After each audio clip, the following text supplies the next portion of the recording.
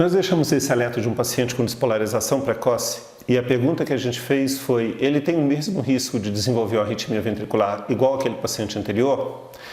O conceito de despolarização de risco cardíaco é relativamente recente, embora a síndrome já seja conhecida há algum tempo.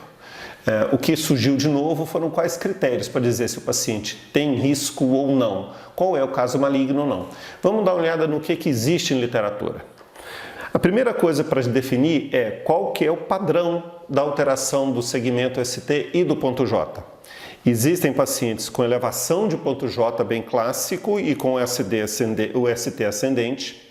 Existem pacientes com pequena alteração e com um ST polifásico. Por outro lado, existem casos onde o que há é só uma deflexão lenta no final do QRS ou às vezes um pequeno entalhe sem grandes alterações do ponto J. O que nós sabemos é que quanto maior for a alteração do ponto J, maior é a gravidade da doença. O segundo ponto que vale a pena considerar é em que região do coração está acontecendo. Existem alterações que são predominantes na parede lateral, D1 e AVL. E existem alterações que são predominantes em paredes inferior, normalmente associado a V4, V5 e V6. De regra, a parede inferior tende a ser um pouco mais grave do que a parede lateral. Existem alterações no formato com que o ponto J se desnivela, seja ela em uma deflexão muito rápida como esses dois, seja ele com uma deflexão mais lenta como esse daqui.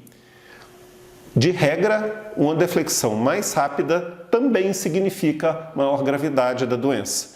Deflexões mais lentas, como essa, e um ascendente mais curvo no segmento ST, ou pequenas alterações, são consideradas mais benignas.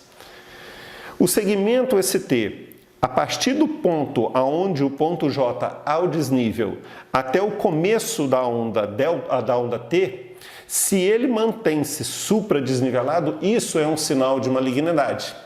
E por fim, se existe ou não no paciente algum deflagrador, como no caso desse eletro, onde eu tenho uma extrasístole ventricular negativa na parede inferior aonde existe alteração do segmento ST. E mais do que isso, logo depois da extrasístole, a alteração torna-se bastante mais evidente. A presença da extrasístole de origem na parede onde existe alteração, maior gravidade.